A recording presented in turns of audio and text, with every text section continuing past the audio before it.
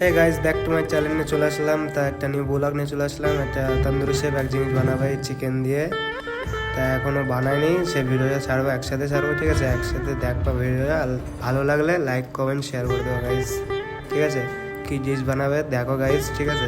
Continue blog দেওয়ার চেষ্টা করবো তোমাকে সাপোর্টে গাইস, সাপোর্ট করো প্লিজ গাইস। টাটা।